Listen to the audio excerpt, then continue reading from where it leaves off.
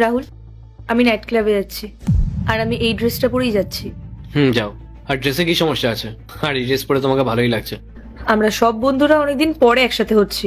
কলেজের অনেক বন্ধুরাই থাকবে সেখানে, তো আমরা অনেক কিছুই খাবো আর অনেক মজাও করব। ঠিক আছে, নাইট ক্লাবে যাচ্ছ, অনেক কিছু তো খাবেই। এনজয়। আমার কিছু টাকা লাগবে, কত টাকা লাগবে? ওই 40,000 টাকা মতো।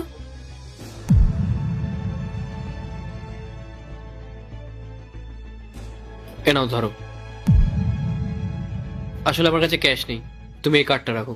1 লাখ টাকা লিমিট আছে এই কার্ডটার, তুমি যত খুশি খরচা করো। আর হ্যাঁ, এই কার্ড থেকে আমি যতই টাকা খরচ করি না কেন তার কোনো হিসাব কিন্তু আমি তোমাকে দেবো না। আমি তোমার কাছ থেকে কোনো হিসেব চাইনি, তুমি যত খুশি খরচা করো। আর হ্যাঁ, রাতে আমরা অনেক কিছুই খাবো।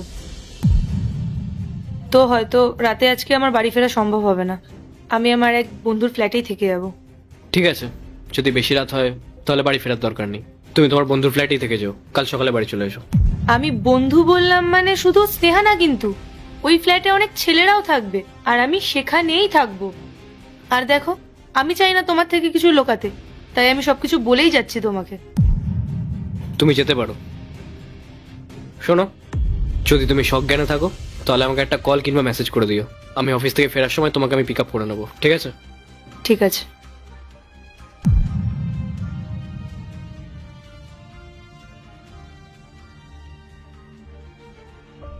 স্নেহা, আমি না আমার হাজবেন্ডকে নিয়ে আর চলতে পারছি না। কেন, কি এমন হলো? তুই আমাকে জিজ্ঞেস কর যে কি হয়নি, তুই একবার আমাকে দেখ।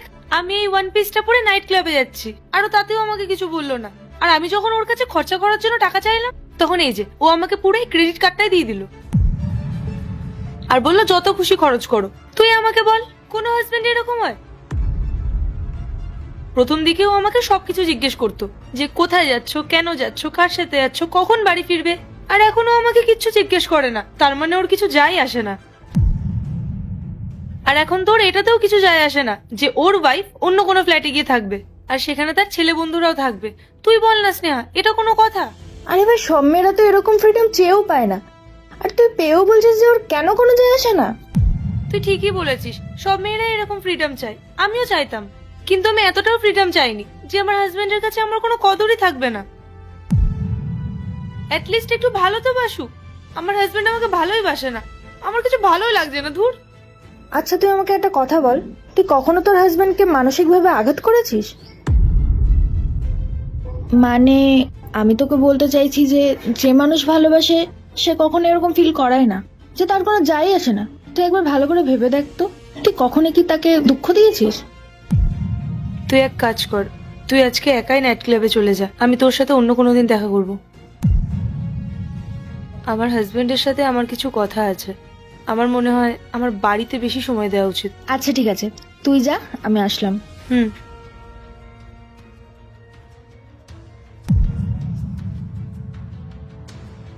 কি হলো পায়ে? তুমি নাইট ক্লাবে যাওনি? সবকিছু ঠিক আছে তো? না, আমি ক্লাবিং করতে যাইনি, আর কিচ্ছু ঠিক নেই, আমার তোমার সাথে কথা আছে। হ্যাঁ বলো, কি বলবে? আমি জানি রাহুল, তুমি আমাকে নিয়ে খুশি না। এমন কিছু না, আমি তোমাকে নিয়ে খুশিই আছি। তুমি প্লিজ আমার সাথে এরকম বিহেভ করো না।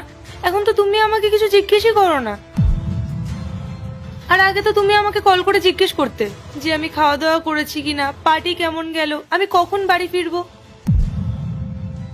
আর এখন যখন আমি তোমাকে বলছি যে আমি রাতে ছেলে বন্ধুদের সাথে থাকবো, তুমি তাতেও আমাকে কিছু বলছো না, তোমার তাতেও কিছু যায় আসছে না। আমি জানি রাহুল, ভুলটা আমারই। সেদিন আমি তোমাকে অনেক কথাই শুনিয়ে দিয়েছিলাম। পায়েল, কোথায় যাচ্ছ তুমি? পার্টিতে যাচ্ছি। পায়েল, বিয়ের পর একটা মেয়ের এভাবে রাত বিরেতে পার্টিতে যাওয়া, বন্ধুদের সঙ্গে আড্ডা মারা, এগুলো কিন্তু একদমই ভালো দেখায় না। আরে সমাজের লোকজন কি বলবে? সমাজ কি বলবে তাতে আমার কি?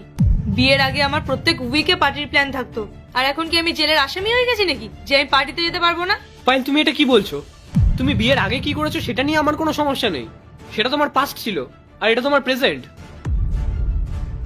বিয়ের পর প্রত্যেকটা মেয়ের কর্তব্য তার হাজবেন্ডের কথা শোনা। আচ্ছা আমাকে একটা কথা বলো তো, তোমাকে কোন দিক থেকে দেখে মনে হচ্ছে যে তুমি বিবাহিত? না আছে কপালে সিঁদুর, না আছে হাতে শাঁখা পলা, না আছে গলায় মঙ্গলসূত্র।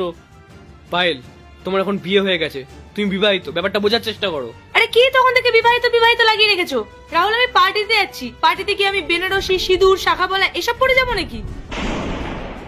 তখন থেকে একই গান গেয়ে যাচ্ছে, বিবাহিত বিবাহিত। রাহুল আমি বিয়ে করেছি, আমি কোনো জেলের আসামি নই যে আমি নিজের ইচ্ছা মতো কিছু করতে পারবো না। পায়েল শোনো, আমি তোমার সঙ্গে কোনো তর্ক করতে চাই না। আমি যখন বলেছি তুমি পার্টিতে যাবে না, তার মানে যাবে না, বুঝতে পেরেছো? হোয়াট ডু ইউ মিন যে আমি পার্টিতে যেতে পারবো না?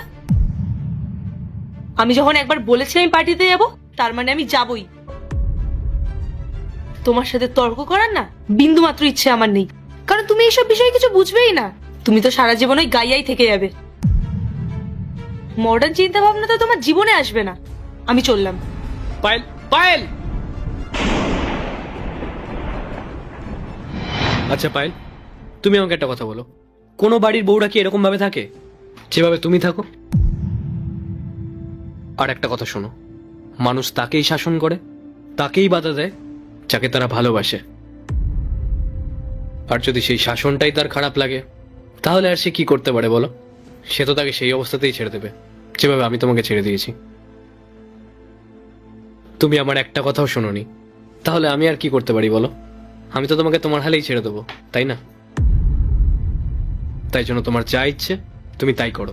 তোমার যেই ড্রেস পরতে ইচ্ছে করে তুমি সেই ড্রেস পরো। অনেক রাত অব্দি পার্টি করবে, করো। আমি আর তোমাকে কোনো কিছুতে বাধা দেবো না। পায়েল, বিয়ের আগের জীবন আর বিয়ের পরের জীবন দুটো সম্পূর্ণ আলাদা। বিয়ের আগে মেয়েরা যেরকম ভাবে ইচ্ছে সেরকম ভাবেই থাকতে পারে, কিন্তু বিয়ের পর একটা মেয়ের সেরকম ভাবেই চলা উচিত যেটা তার শ্বশুর বাড়িতে চলে, যেটা তার শ্বশুর বাড়ির লোকজনেরা পছন্দ করে। কিন্তু তুমি আমার একটা কথাও শোনোনি। তোমার যখন যেটা ইচ্ছে আমি তোমাকে তখন সেটা এনে দিতাম, তোমার কত খেয়াল রাখতাম, তোমাকে আগলে রাখতাম। বলো, আর কি ভালোবাসা চাও তুমি আমার থেকে? আর এর বদলে আমি তোমার কাছ থেকে কি চেয়েছি? আমি শুধু এতটুকুই চেয়েছি তোমার কাছ থেকে যে তুমি আমার কথা শোনো, আমাকে রেসপেক্ট দাও। কিন্তু না, তুমি না আমার কোনো কথা শুনেছো আর না আমাকে কোনো সম্মান দিয়েছো। তাই আমি সেদিন থেকে তোমাকে তোমার হালেই ছেড়ে দিয়েছি। তোমার যেরকম ভাবে ইচ্ছে তুমি সেরকম ভাবে চলো, তোমার লাইফ তোমার যেরকম ভাবে ইচ্ছে তুমি লিড করো, আমি তোমাকে কিছু বলতে যাবো না। রাহুল, আমি আমার ভুলটা বুঝতে পেরেছি। আমার এমন করা উচিত হয়নি, বাট আই প্রমিস এরপর থেকে আমি আর এরকম কখনো করব না। আর আমি পার্টিতে যাওয়াও বন্ধ করে দেব। রাহুল, আমি না আমার বন্ধুদের কথা এসে এসব করে ফেলেছি। তুমি জানো ওরা সবসময় আমাকে বলতো যে পায়েল তো বিয়ের পর শুধু সংসার সংসার সংসারই করতে থাকে, পায়েলের জীবন বিয়ের পরে পুরো নষ্ট হয়ে গেছে। আমি ওদের কথায় ইনফ্লুয়েন্স হয়ে গেছিলাম, কিন্তু আমি আর কখনো এরকম করব না। আমি বুঝে গেছি রাহুল, যে একটা মেয়ের বিয়ের পর তার শ্বশুর বাড়ি তার আসল বাড়ি হয়। আর এরপর থেকে তুমি আমাকে যা বলবে আমি তাই শুনবো। আমি আমার বন্ধুদের সাথে বেরোনোও বন্ধ করে দেব। আর হ্যাঁ, আমি এবার থেকে শুধু শাড়ি আর চুড়িদারই পরবো। না না, আমি এতটাও খারাপ নই। তোমার ড্রেস তো চলে যাবে, কিন্তু বাকিগুলো তো তোমাকে একটু অ্যাডজাস্ট করতে হবে। I am sorry. It's okay.